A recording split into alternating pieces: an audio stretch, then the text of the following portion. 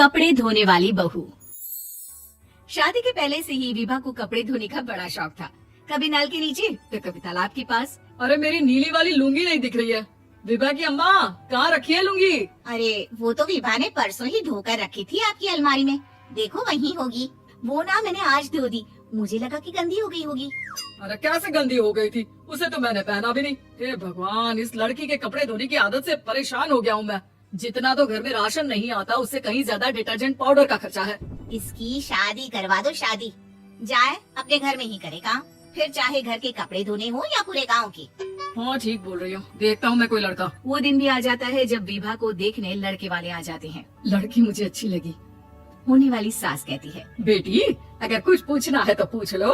वैसे तो हमारी लड़की बहुत ही शर्मीली है, जो बोल दो वो मान लेती है, इसे क्या पूछना होगा। अरे कैसी बात कर रही हो माँ, मुझे इन लोगों के घर रहना है, सवाल तो करिए। हाँ हाँ बेटा पूछ लो ना, क्या पूछना है। आप लोगों के घर कपड़े कौन धोता है? सास का मुंह बन जाता है। देखो अगर तुम ये कहना चाहती हो कि तुम्हें कपड़े धोने नहीं आते तो सुन लो, कपड़े मैं ही धोती हूँ, लेकिन तुम्हारे आ जाने के बाद मैं रुमाल तक नहीं धोऊंगी। अरे चुप रहना भगवान, बहू बेचारी घर आई नहीं, उसे डराना शुरू कर दिया।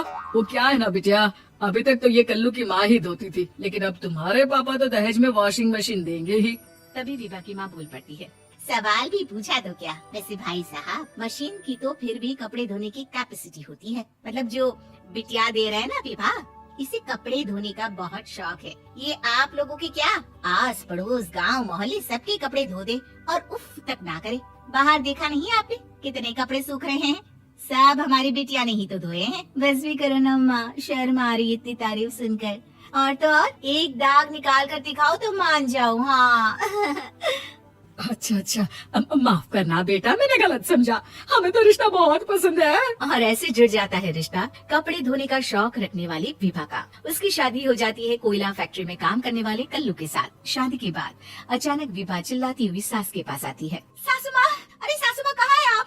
ये तो धोखा है, धोखा दिया आप लोगों ने मुझे। इस ससुर के चक्कर के बारे में पता चल गया।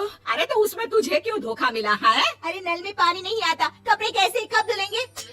अच्छा अच्छा, तू पानी नहीं आ रहा उसकी बात कर रही है? तो आपने क्या सोचा? कुछ नहीं। अच्छा हाँ, तेरी माँ ने कहा था कि कपड़े धोने का शौक है तुझे, याद आया मुझे। शौक शौक बोलकर कपड़े धोने वाले मेरे जुनून को कम ना आके सासू माँ, कपड़ा धोना मेरा गुरूर है। तभी पति भी वहाँ आ जाता है। अभी अभी मैंने इसे सनी देओल की फिल्म दिखाई है, उसी के डायलॉग मार रही है माँ। अच्छा सुन, साफ साफ बता रही हूँ, पानी सुबह 4 से 6 और शाम को 10 से 12 आता है, समझी? विभा टाइमिंग सुनकर हैरान हो जाती है। ये क्या भूतों का मोहल्ला है? सुबह 4 बजे उठकर कौन कपड़े धोता है? 4 बजे टंकी में पानी जाता है, फिर सारा दिन धोना ना, किसने मना किया? अरे कैसी बात कर रही है? 200 लीटर की टंकी में कितने कपड़े धो लूंगी मैं? सुबह ही उठ जाऊंगी मैं। अब क्या था, विभा सुबह 4 से लेकर रात के 12 बजे तक कपड़े ही धोती रहती। एक रोज सास पड़ोस से निकलकर कहीं जा रही होती है कि साथ वाली कहती है, हाँ कल्लू की माँ, जरा ये बताओ कि 2 साड़ी है, 2 ब्लाउज और एक पेटीकोट और एक नाड़े वाला लंबा कच्छा। हाँ तो? अरे तू क्या कितना लोगी धुलाई, ये बताओ। धोबन दिख रहे हैं हम क्या? हमारे पति सरकारी नौकरी से अभी अभी रिटायर हुए हैं और बेटा सुपरवाइजर है कोयला फैक्ट्री में। धोबन समझ रखा है हमें? हाय रे कल्लू की अम्मा, माफ कर दो, वो तो मोहल्ले में यही सब बता रहे थे कि तुमने बहू को कपड़ा धुलाने के काम में लगा दिया है। सास को पड़ोसन की बात सुनकर गुस्सा आ जाता है। वो घर पहुंचती है जहां घर के बाहर ही इतने सारे कपड़े सूख रहे होते हैं जितने कि किसी धोबन के घर पर। अरे ओ कल्लू की दुल्हन, बाहर निकल।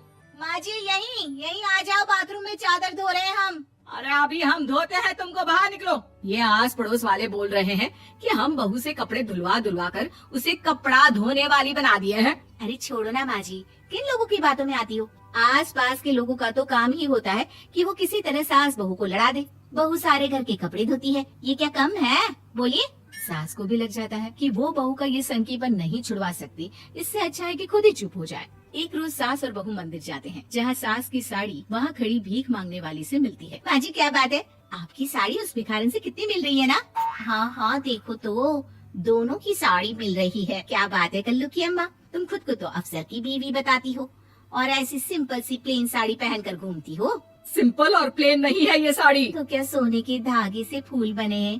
कुछ भी सासू माँ, कुछ भी। हाँ बने थे इस साड़ी में सोने के धागे से फूल। मेरे पति लेकर आए थे मद्रास से स्पेशली मेरे लिए 10,000 की। लगता है भाई साहब इस भिखारन के लिए भी सेम टू सेम साड़ी लेकर आए होंगे 10,000 की। सास उस वक्त कुछ नहीं कहती, लेकिन बहू के साथ घर आती है और अलमारी से एल्बम निकाल कर लाती है। ये साड़ी देख रही है, ये वही साड़ी है जिसे मैंने अभी पहना था। इस साड़ी में ये जो चमकदार फूल दिख रहे हैं ना, ये सोने के धागों से काढ़े गए हैं। लेकिन तू लोकल वॉशिंग मशीन ब्रश से घिस घिस कर सारे फूलों को निकाल कर साड़ी प्लेन कर दी। मुझे माफ कर दीजिए सासू माँ। और तो और, जब मैंने तुझे तेरी गलती के लिए कुछ नहीं कहा, लेकिन तूने तो सबके सामने मेरा मजाक ही बना दिया। क्यों? बहू को समझ में आ जाता है कि अब से उसका कपड़े धोना बंद।